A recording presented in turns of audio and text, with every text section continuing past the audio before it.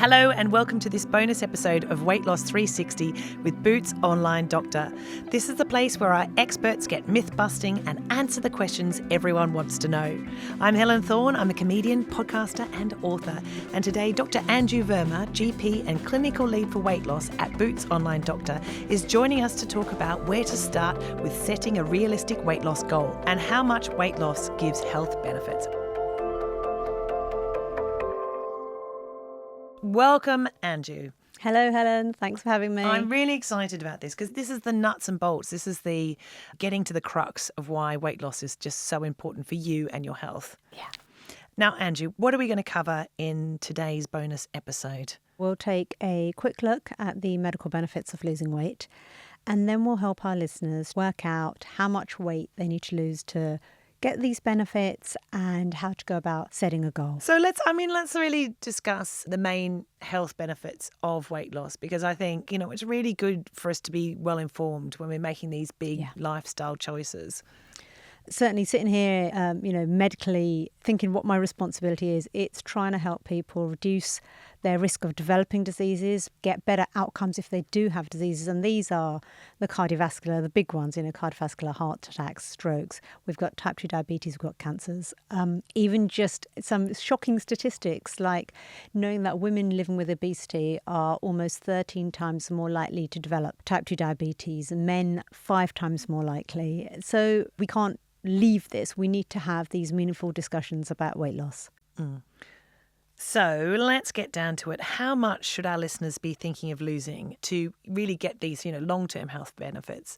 And what's a realistic weight loss goal for them? It's such an important question, and just keeping it sort of the medical focus and to prevent and reduce those diseases, as little as 10% can have a great impact. And I will go into that in more detail in a longer episode. That's all about sort of medical benefits and statistics.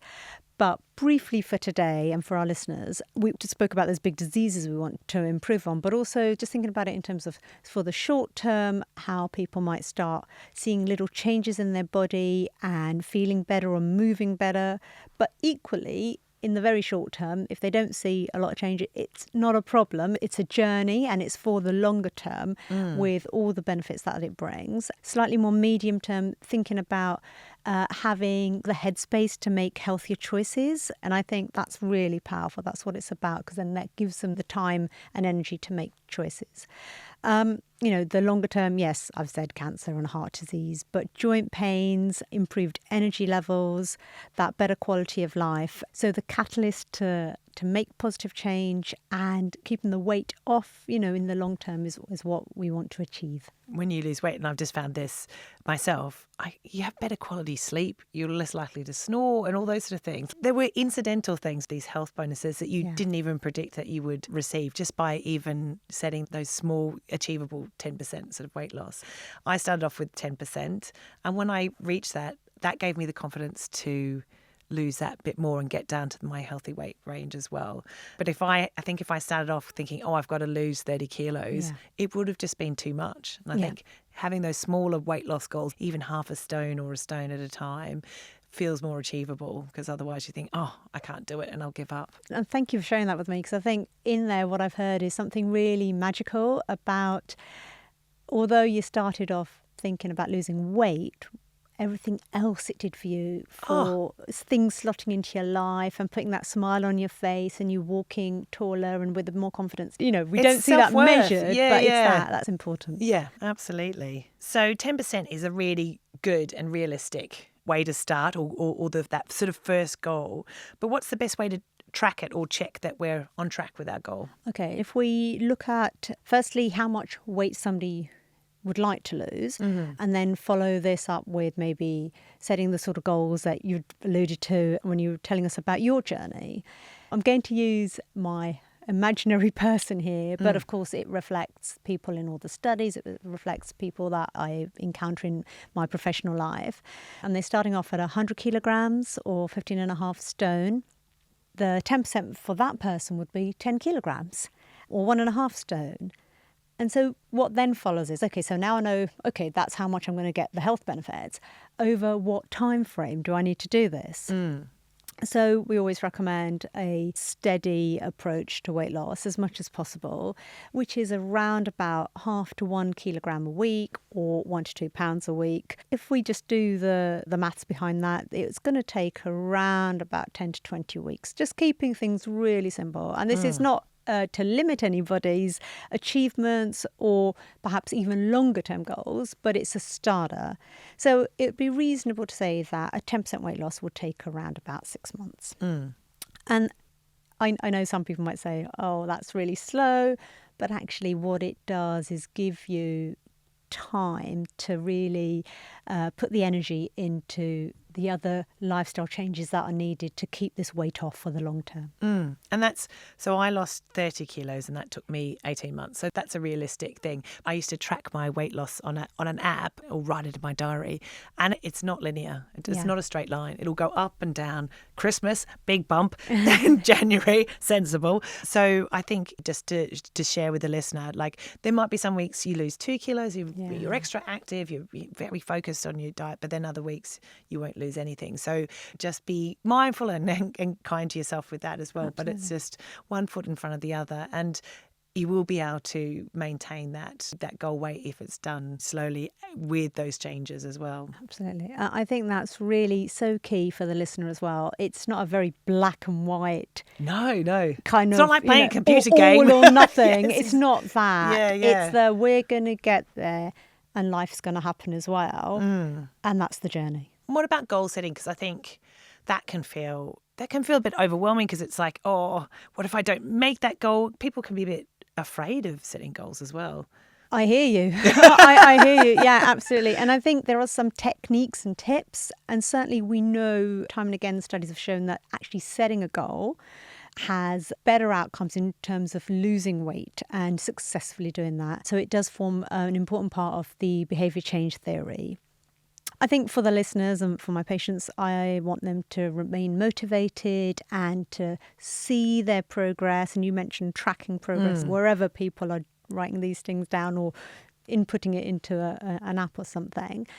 And I think being sensible and realistic, nothing extreme, and always bringing it back to that person's why for weight loss. So it makes it real. If I could share the experience of a patient, he's got 3 children and the youngest is now 3 and the other 2 are bigger. He's 47, the patient of mine. And he's thinking, gosh, weight's crept up over the last so many years. He's struggling now to keep up with a 3-year-old who's really becoming quite active, climbing everywhere. So we spoke about the goals. We worked out how much weight he needed to lose as I'd gone through. And he said he enjoyed walking before. He'd like to do that more. He likes going out into nature. I got him to really start pinning down where he was going to go for a walk and get it really real so he can visualise it. And he'd found the streets around where he lived, where he can walk. He then volunteered that actually he's going to then start counting his steps so then he can see, again, a tracking of progress. Yep. And lots of people do that. Our smartphones are able to do that. And to help him support action, I always think then, okay, and all right, great, I love these ideas, but what will you do to make sure you do this task that you've set for yourself? So he was going to tell his kids and his wife, and so they can carry on being encouraging factors in his life for this. And then again, so not just for him, but for all my patients, I try and get them to write down their sort of the big goal where they're trying to get to, but all the smaller steps, the smaller goals.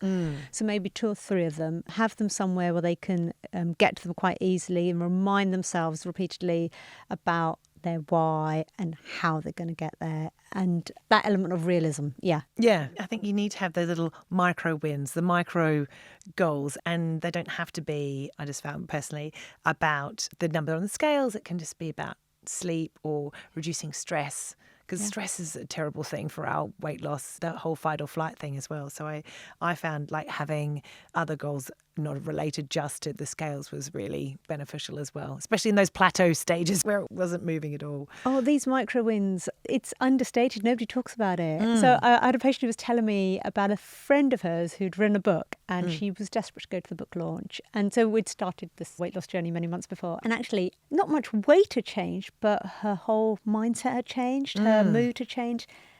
And she was delighted. She was actually going to go to the book launch, whereas normally she wouldn't have gone into, Yeah, that confidence is just, that's the best medicine.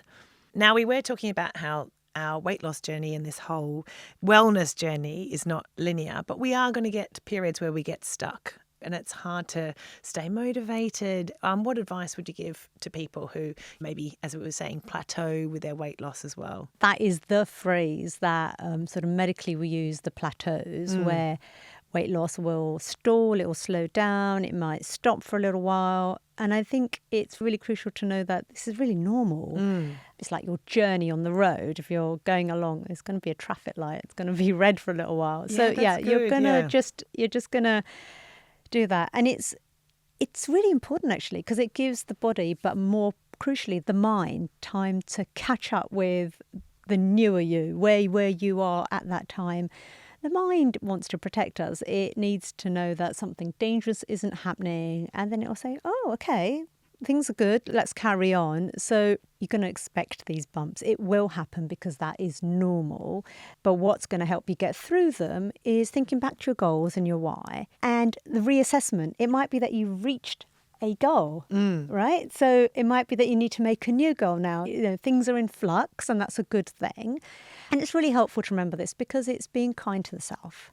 This is a really hard, difficult journey for so many people who have struggled for so long. So being kind and having that acceptance that you do have it in you to change. It will be slow and it will be steady and hopefully lifelong. I think that is what the person needs. And I like to remind people, regroup your thoughts, have that time. The why, we've got a whole episode on this, haven't we, about the why and mindset and all that. Yeah, absolutely.